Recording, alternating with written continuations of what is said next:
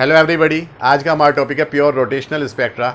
अपनी पिछली वीडियो में हमने मॉलिक्यूलर स्पेक्ट्रा के टाइप्स पढ़े थे और वो तीनों टाइप्स हमने पढ़ लिए थे। इलेक्ट्रॉनिक स्पेक्ट्रा होता है, प्योर रोटेशनल होता है और वाइब्रेशनल रोटेशनल स्पेक्ट्रा होता है।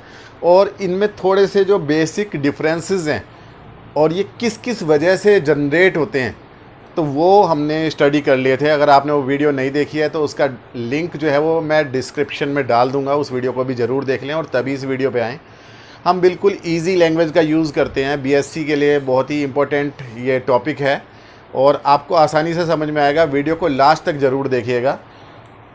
तो आज के टॉपिक में हम प्योर रोटेशनल स्पेक्ट्रा मतलब किस रीजन में होता है, उसकी क्या प्रॉपर्टीज़ होती हैं, कैसे वो प्रोड्यूस होता है और होमोन्यूक्लियर और हेट्रोन्यूक्लियर में से किस में प्रोड्यूस होगा, ये सारी चीज़ें हम डिस्कस करने जा रहे हैं। तो वीडियो को लास्ट तक ज़रूर देखें।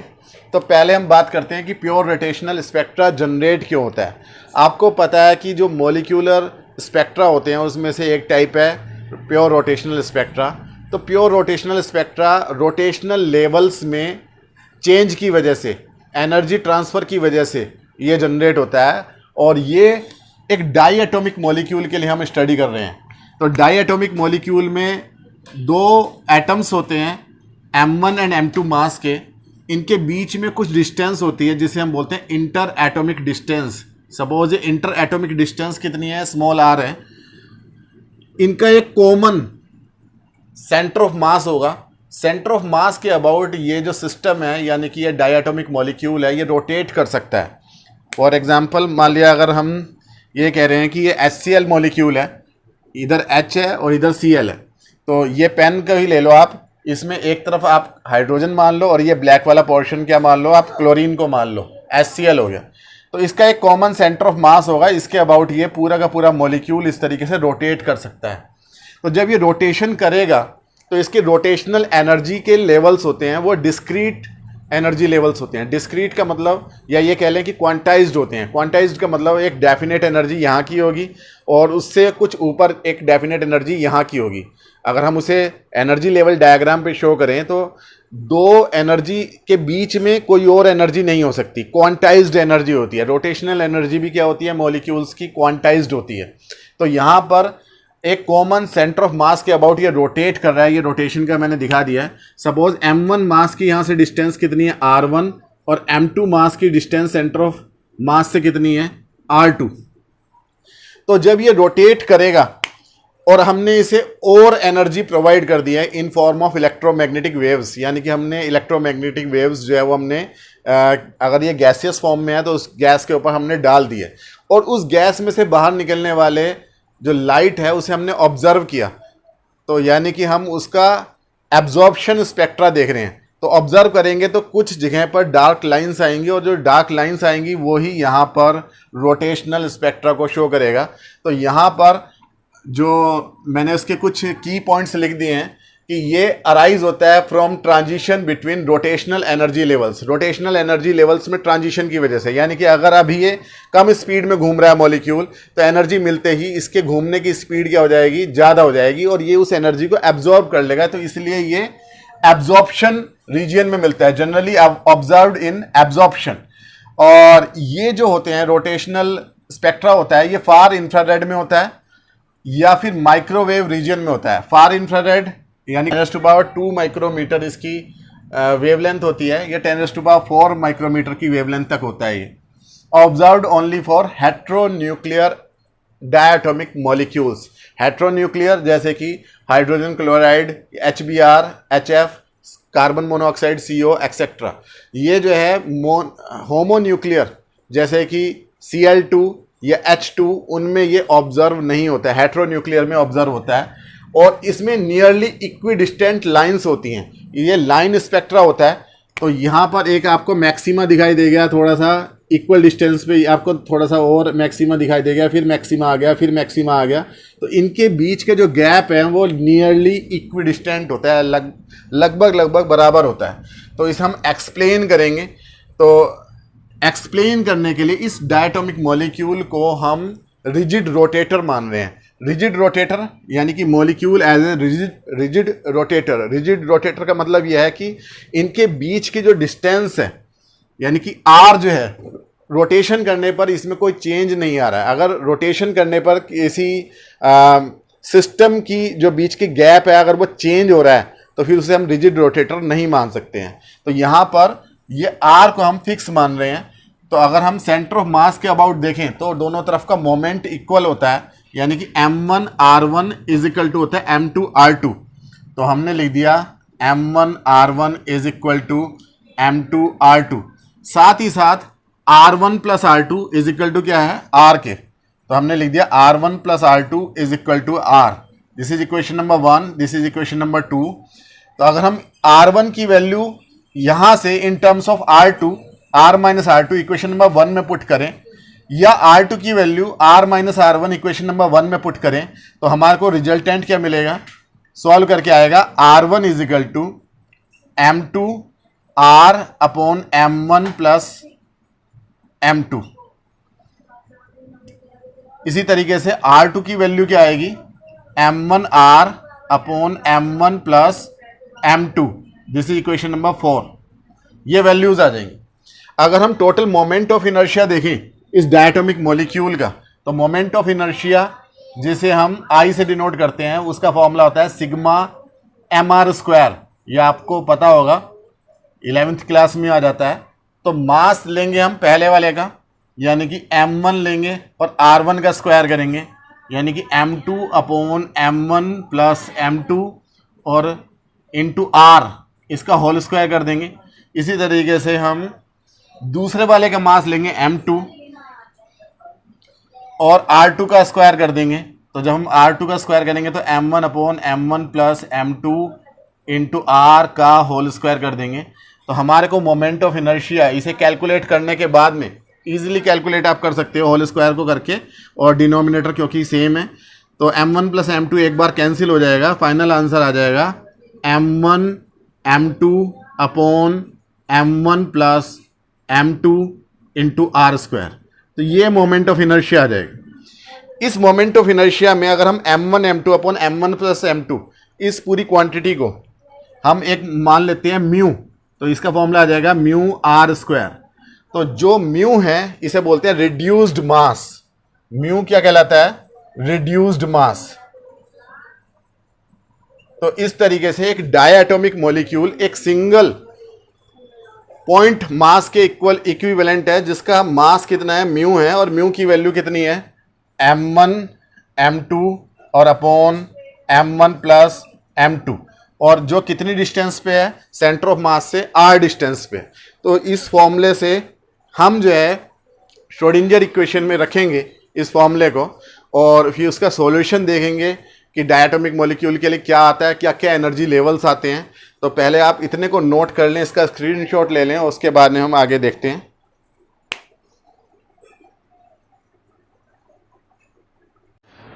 तो उम्मीद है कि आपने स्क्रीनशॉट ले लिया होगा। अब हम बात करते हैं।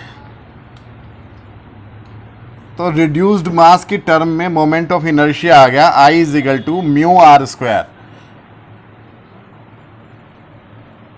I is equal to mu r square. पूरे हम एक्सप्लेन कर रहे हैं। तो अगर हम इसकी श्रोडिंगर इक्वेशन देखें क्वांटम मैकेनिक्स से फॉर रिजिड रोटेटर, तो वो आती है del square psi plus 8 pi square mu E psi upon h square is equal to 0। तो ये जो श्रोडिंगर इक्वेशन है, अगर हम इसको आइगन वैल्यूज़ लें, यानी इसका सॉल्यूशन कैलकुलेट करें, जिसमें हम नहीं जाएंगे, ज़्यादा सॉल्व नहीं करेंगे, सीधा सीधा हम इसका रिजल्ट देखते हैं कि क्या आता है। तो ये जो क्वांटिटी है इसी को आप थोड़ा सा पलट के याद रख सकते हैं। एच स्क्वायर ऊपर चला जाएगा अपॉन 8 पाई स्क्वायर, और म्यू की जगह आ जाएगा मोमेंट ऑफ इनर्शिया I, और साथ में आ जाएगी क्वांटिटी जे प्लस 1, जहाँ पर J क्या है, ये आपका रोटेशनल क्वांटम नंबर। इससे ये पता चल रहा है कि जो रोटेशनल लेवल्स होते हैं ये भी क्या होते हैं, क्वांटाइज्ड होते हैं। यानी कि एक रोटेशनल लेवल 0 पे है, फिर ये 2 भी है, 6 भी है, 12 भी है, 20 भी है, 30 भी है। बी क्या होता है अभी बताएंगे। तो ये रोटेशनल लेवल्स डायग्राम मैंने शो कर रखा है। तो इस डायग्राम में आप देख सकते हो कि किन्हीं दो लेवल्स के बीच में कोई और लेवल नहीं आ सकता। 2B और 6B के बीच में 4 भी नहीं हो सकता, 3 भी नहीं हो सकता। तो यानी कि कुछ फिक्स्ड वैल्यूज ही हो सकती हैं रोटेशनल लेवल की, इसे बोलते हैं क्वांटाइजेशन। तो रोटेशनल लेवल की एनर्जी भी कुछ फिक्स्ड ही हो सकती हैं, जहां जो रोटेशनल क्वांटम नंबर है इसकी वैल्यू 0, 1, 2, 3 अप टू इन्फिनिटी कहीं तक भी हो सकती है। तो ये एनर्जी आ गई, एनर्जी लेवल्स क्वांटाइज्ड हैं। अगर हम इसे वेव नंबर की टर्म में लिखें, क्योंकि जो हमारे को स्पेक्ट्रा मिलता है उसमें हम वेव नंबर देखते हैं, तो इन terms of wave number energy levels को ही हम शो कर रहे हैं। तो एनर्जी लेवल आ जाएगा आपका, इसे हम FJ से डिनोट करते हैं। ये E में HC से डिवाइड करते हैं। H क्या है, प्लैंक कांस्टेंट, C क्या है, स्पीड ऑफ लाइट। तो इससे डिवाइड करने पर हमें वेव नंबर की टर्म में मिल जाएगा। तो हमें मिल जाएगा एक H से एक H कैंसिल हो जाएगा, H/8π² और नीचे I के साथ में C आ जाएगा और J+1। इस क्वांटिटी में हम H/8π² IC को हम B से डिनोट कर देते हैं। इस पूरे कांस्टेंट को हम बोल देते हैं रोटेशनल कांस्टेंट। तो फाइनल जो फॉर्मूला आता है वो आता है हमारे पास में FJ=BJ+1। और आप ये देख सकते हो कि रोटेशनल कांस्टेंट जो है वो किस पे डिपेंड कर रहा है, मोमेंट ऑफ इनर्शिया I पे। और मोमेंट ऑफ इनर्शिया क्या था, μr²। यानी कि अगर हमें रोटेशनल कांस्टेंट पता चल जाएगा तो हम म्यू निकाल सकते हैं और या फिर r निकाल सकते हैं, यानी कि इंटर एटॉमिक डिस्टेंस निकाल सकते हैं। ठीक है, तो यहाँ पे FJ का ये फॉर्मूला है। अगर हम इसमें वैल्यूज पुट करके देखें, अगर हम पुट कर दें J=0, 1, 2, 3 ये पुट करके देखें, तो 0 रखेंगे तो FJ की वैल्यू कितनी आ जाएगी, 0। अगर हम 1 पुट करेंगे तो 1 + 1 2 × B, तो 2B। 2 पुट करेंगे तो 2 × 3 6B।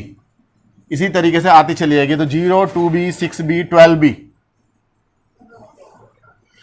इसके अंदर जब ट्रांजिशन होगा, यानी कि जब मॉलिक्यूल एक एनर्जी लेवल से दूसरे एनर्जी लेवल में जंप करेगा, इससे इसमें जंप करेगा या इससे इसमें जंप करेगा, तो इसमें जो सिलेक्शन रूल है वो ΔJ है +-1, यानी कि 1 लेवल ही ऊपर या नीचे जंप कर सकता है। तो यहाँ मॉलिक्यूल इस लेवल पे था, जैसी एनर्जी मिली अगले लेवल में जंप कर गया। तो इन दोनों की एनर्जी का जो डिफरेंस है 2B - 0 यानी कि 2B, तो एक लाइन मिल जाएगी 2B की। अगर वो पहले से 1 लेवल पे था, 2 में जंप कर गया है, तो 6B - 2B यानी कि एक लाइन मिल जाएगी ऑफ वेव नंबर 4B। अगर वो 12B में जंप कर गया 6B से, 12B - 6B, 12B में से 6B माइनस कर देंगे तो 6B, 20B में से 12B माइनस कर देंगे 8B, 30B में से 20B माइनस कर देंगे 10B। तो इसका मतलब हमें यहाँ पर लगातार अलग अलग वेव नंबर की लाइंस मिलती हैं जो इंक्रीजिंग ऑर्डर में है, 2B, 4B, 6B। इनके बीच का अगर हम गैप देखें तो 2 कॉन्सिक्यूटिव लाइंस के बीच का जो गैप है वो कितना है, 4B - 2B यानी कि 2B। तो यहाँ पर जो है हमें स्पेक्ट्रा मिल गया है। तो बीच में गैप = कितना है, 4B - 2B = 2B। चाहे आप 6B में से 4B माइनस कर लो तब भी कितना आएगा, 2B। 8B में से 6B माइनस कर लोगे तो 2B। तो इन लाइंस के बीच का जो गैप है वो कितना है, 2B। तो यहाँ ये equi distant, almost equi distant lines हमें मिलती हैं। लेकिन अगर हम रियलिटी में देखें तो इनके बीच का गैप थोड़ा सा कम होता चला जाता है। उसकी हम बात करेंगे अपने नेक्स्ट वीडियो में, जहाँ पर हम प्योर रोटेशनल स्पेक्ट्रा की और बातें देखेंगे कि वो कैसे रिजिड रोटेटर से डेविएशन शो करता है, या फिर अगर कोई मॉलिक्यूल है उसका आइसोटोप है तो आइसोटोप का क्या इफेक्ट होता है। इन बातों को हम अपनी नेक्स्ट वीडियो में कवर करेंगे, क्योंकि यह वीडियो बहुत ज़्यादा लंबी होती चली जा रही है। अगर हम इसे वेव नंबर की टर्म में देखें तो 2 लगातार आने वाली टर्म्स के बीच में देखें तो एक को अगर हम J रखें और अगली वाली को J+1 रखें और इनको गैप को माइनस करके देखें तो जो न्यू का आएगी इक्वेशन, न्यू इजिकल टू आएगी, वो आएगी 2bj+1, जहां न्यू क्या है, वेव नंबर ऑफ डायरेक्टली ये जो स्पेक्ट्रा है इसका नंबर मिल जाएगा, वेव नंबर मिल जाएगा। भाई अगर आप b की जगह 0 रखोगे तो 0 और 1 रखोगे, j की जगह 0 रखोगे तो 2b, 1 रखोगे तो 4b, 2 रखोगे तो 6b, ये लाइंस आपको मिलती चली जाएंगी। ये वाला फॉर्मूला आया कैसे है, एक बार तो यही फॉर्मूला यूज किया fj, एक fj डैश का यूज करेंगे जहां j डैश की वैल्यू j+1 रखेंगे और फिर दोनों को सब्ट्रैक्ट करेंगे तो ये फॉर्मूला आ जाएगा। उम्मीद है कि आपको समझ में आया होगा। मिलते हैं अपनी नेक्स्ट वीडियो में जहां पर हम इस रोटेशनल स्पेक्ट्रा की और बातें हम देखेंगे कि ये हेट्रोन्यूक्लियर के लिए ही क्यों यूज़ होता है, क्यों प्रोड्यूस होता है, होमोन्यूक्लियर के लिए क्यों नहीं होता है। तब तक के लिए थैंक यू।